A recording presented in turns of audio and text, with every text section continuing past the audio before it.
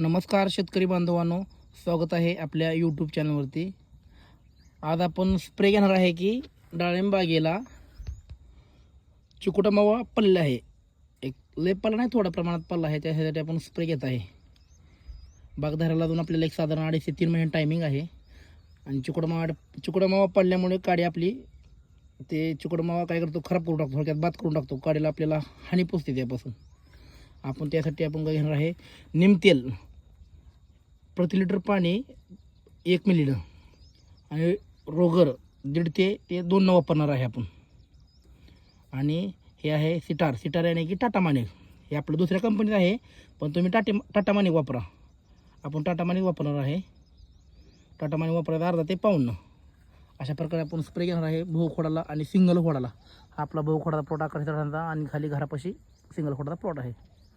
चला okay bye. तुम्हाला video कसा वाटला कमेंटमध्ये नक्की सांगा.